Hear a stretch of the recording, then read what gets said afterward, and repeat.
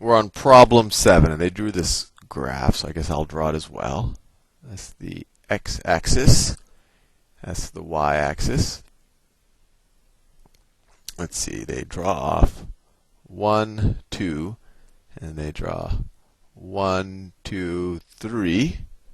And then the graph goes through here and then curves up like that. And actually goes through this point right there. It goes through y is equal to 3, at least the way they drew it. On the graph before, when x equals 1/2, y is equal to 2. So they're saying that this point right here is 1/2, comma 2. Fair enough. And when x is equal to 1, y is equal to 1. So they're saying that this point right here, I'll do it in a different color just to not make it too confusing. That point right there is the point 1, comma 1. The graph is symmetrical with respect to the vertical line at x equals 2. So that means that it's a mirror image around that vertical line. According to the graph, when x is equal to 3, y should be equal to. So when x is equal to 3, we are 1 away from the line x is equal to 2, or what the line is a mirror image, right? So when we were 1 to the left of it, that's when x is equal to 1, and we learned y is equal to 1. So if we're 1 to the right, and this is symmetric around this line, then we're going to have the same height, right? And so when we're 1 to the left, the height was 1. When we're 1 to the right, the height should also be 1. So this should be the point 3, comma 1. So the choice is E. All that other information was kind of a waste of time. Next problem. Problem 8. When 1/10% of 5,000, so 1/10%.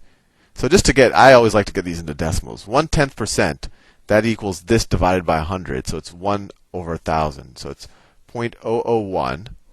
So 0.001 times 5,000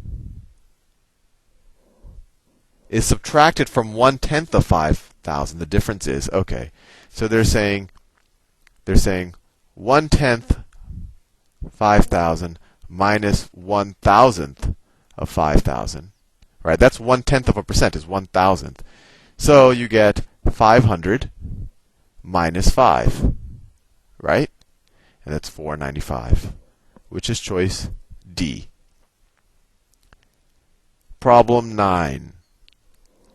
Which of the following is the value of the square root of the cube root of, let's see, 0 point, and how many zeros do they have? 1, 2, 3, 4. 1, 2, 3, 4, 6, 4. Okay, so there's how many total numbers are behind the decimal point? 1, 2, 3, 4, 5, 6. So it's a cube root. So some number times itself 3 times is equal to 0.0064. And you know whenever you multiply decimals, you add up the number of spots behind the decimal point. If I have two numbers that have 2 numbers to the right of the decimal point and I multiply them, I end up with 4. So if you just wanted to eyeball this, you say, well, first of all, what number to the third power is equal to 64? Well, 4 to the third power is equal to 64, right? It's equal to 16 times 4, which is equal to 64. So this should have a 4 someplace in it. You know, it should look like a 4. It's going to be a decimal number because obviously the number's gotten smaller every time when I took the exponents of this number. And the clue is how many decimal points are there behind or how many spaces are there behind the decimal? 1, 2, 3, 4, 5, 6. And I'm multiplying whatever this number is times itself 3 times. So in order to get 6 digits behind the decimal point, that original number probably has 2 digits behind the decimal point. So my initial kind of estimation is going to be, it's going to have a 4 in it. It's going to be 0.04. And I'm pretty sure I'm right here because, well, you could try it out for yourself. But 0.04 times 0.04, you say, oh, 4 times 4 is 16. But I'm going to have 2 spaces behind. I'm going to have now 1, 2, 3, 4 spaces behind the decimal point. And then if you multiply that times 0.04, 4 times 16 is 64. And now I'm going to have 1, 2, 3, 4, 5, 6 spaces behind the decimal point. And I get 0.000064, which is exactly there. So the problem now boils down to square root of 0.04. and use the exact same logic, that is equal to 0.2. And try to square 0.2, you'll get 0.04, right? 0.2 times 0.2, you say 2 times 2 is 4, and I have 1, 2 spaces behind the decimal point. So 1, 2 spaces behind the decimal point. 0.04, and that's D. Problem 10. Problem 10. Raffle tickets numbered consecutively from 101 through 350 are placed in a box. 101 through 350 are placed in a box. What is the probability that a ticket selected at random will have a number with a hundreds digit of 2? So we're essentially saying out of this collection, how many of them have a hundreds digit of 2?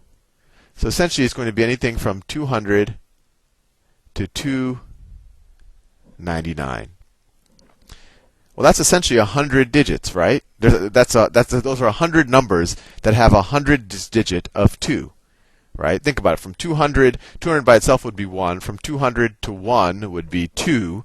So 200 to anything would be that anything plus 1. So there's 100 numbers that satisfy it. 100 numbers that satisfy it. And then how many numbers are we picking from? Well, if it was from 100 to 350, it would be 250 numbers. But since it's from 101 to 350, we're picking from a pool of, right, 350 minus 101. We're picking from a pool of 249 numbers, right? 249 numbers. Although, let me think about that. Let me think about that. So a hundreds digit. Right, we're picking from a pool of, I just want to make sure. If it was 101 to 2, we would be, to 102, we'd be picking from a pool of, right, we're picking from a pool of 249 numbers.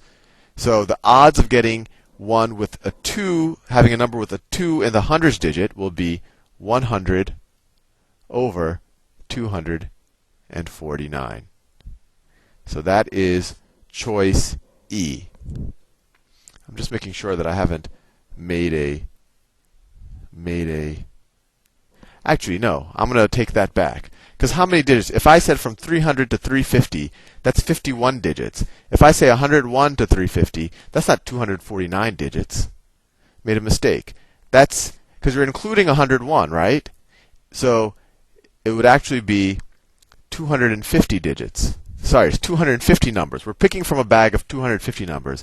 Think about it. If it was from 101, and these you have to make sure you get your kind of boundaries right on these. If we said from 101 to 105, how many are this? This would be 101, 102, 103, 104, and 105. So it's 1, 2, 3, 4, 5. It's 5 digits. So it's 105 minus 101 plus 1. So similarly, the bag, the number of digits we can pick from is going to be 350 minus 101 plus 1, which is equal to 250. So anyway, out of the bag of 250, 100 numbers satisfy it.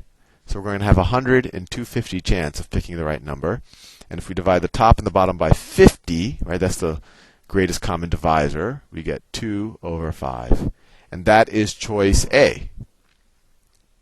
And I got a little cautious because I saw that they had all these choices that were really close to each other, and they all seemed to test, like choices D and E, they all seemed to test whether you got the boundaries right, whether you really counted the pool correctly, and whether you really counted the number of digits correctly. And I always have to go through the exercise of let me make sure whether or not I need to count 101, whether I can just subtract them or whether it's subtractions plus 1. I always have to clarify that in my own brain. Maybe that was easier for you. Question 11. Question 11. On Monday, a person mailed 8 packages weighing an average of 12 3/8 pounds. 12 3/8 pounds. And on Tuesday, 4 packages, so this is 8, weighed that much. And on Tuesday, 4 packages weighing an average of 15 1/4 pounds. What was the average weight in pounds of all packages the person mailed on both days? So you essentially have to take the sum of the weights of all of them and divide by the total, right? So what's the sum of the weights of all of them? So the sum of the weights of these 8 packages, we know their average. So the sum of the weights is going to be 8 times 12 3/8 times 12 3/8. That's the sum of all of these. plus 4 times the weight of these, plus 4 times 15 and 1/4. And we're going to divide that by the total number of packages, divided by 12. So this is equal to, let's see, what's 8 times 12? 8 times 12 is 96. And what's 8 times 3/8? So it's 96 plus 3, right? You could view 12 and 3/8 as 12 plus 3/8. So that's, I kind of just did a distributive property there. You could turn this into an improper fraction if that's easier. And then plus, what's 4 times 15? It's 60, right? And then 4 times 1/4 is 1. All of that over 12. And so we have 99 plus 61, all of that over 12, which is equal to 160 over 12. Let's see, does 12 go into 160? 12 times 12 is 144. Let me think about this. So let me just divide it by top and bottom by 4. So you get 40 over 3. 40 over 3. And let's see, all of the answers, they have it in terms of fractions. So 3 goes into 40 how many times? It goes into 13, right? 13 times 3 is 39. So it's 13 with remainder 1. So 13 and 1/3 times. So A is the answer. So the average of all of the packages on both days are 13 and 1/3 pounds. See you in the next video.